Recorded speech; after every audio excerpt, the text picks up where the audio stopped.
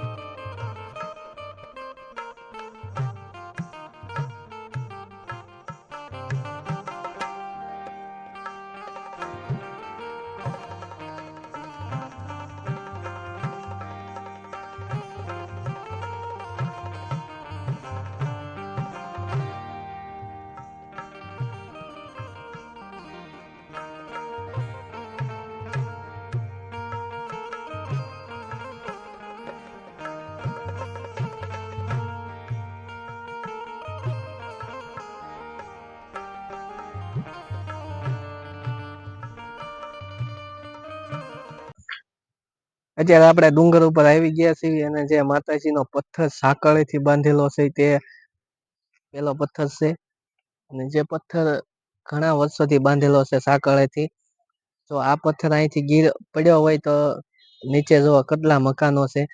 હાહાકાર મચી જાય। પણ આ માતાજીનો એટલો હાથ છે। અને આપણે તેના પણ ત્યાં જઈને દર્શન કરશું અને ઉપર માતાજી શિહોરી માના પણ દર્શન કરશું।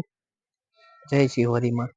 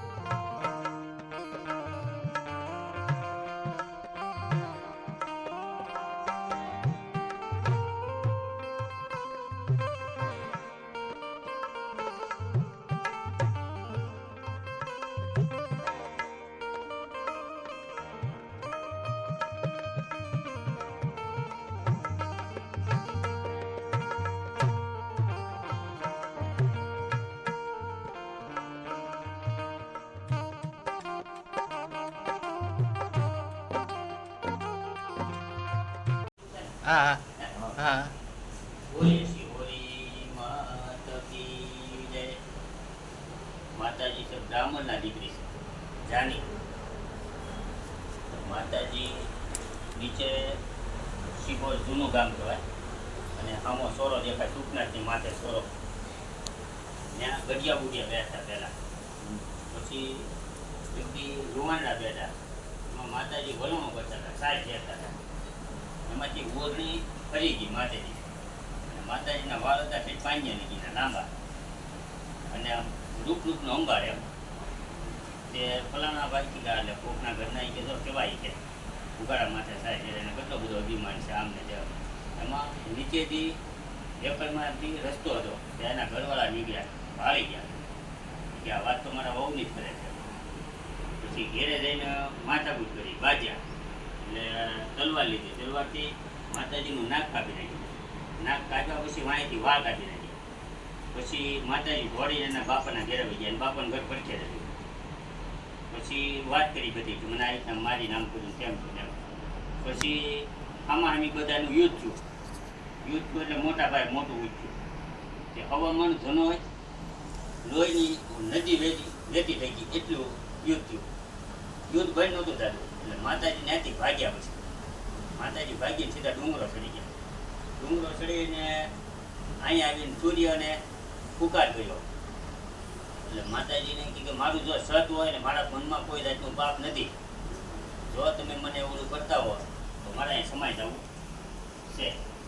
સૂર્યની સાક્ષીએ માતાજી અહીંયા સમાઈ ગયા. અને પછી સિંહપુર પેલા ગામ હતું, પછી સિંહોર થયું. આમાં જય શિવોની. જય શ્રી સરસ કીધું કોઈ વસ્તુ બોલ્યા.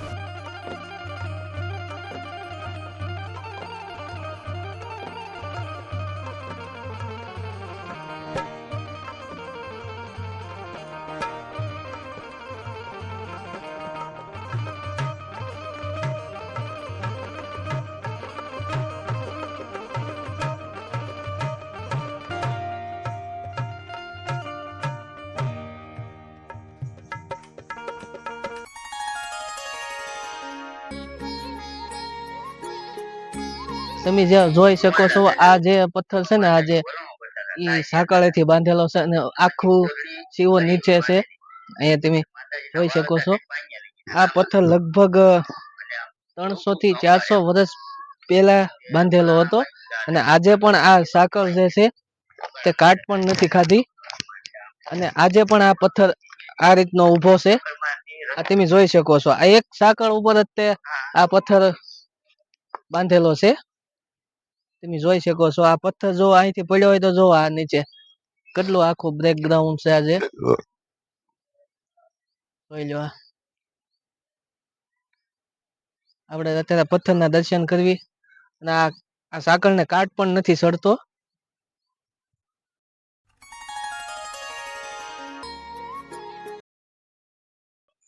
આ વિડીયો ગમ્યો હોય તો લાઈક કરો, શેર કરો અને અમારી ચેનલને સબસ્ક્રાઇબ કરો. જય શિવરમાં, જય ખોડિયારમાં, જય દ્વારકાધીશ.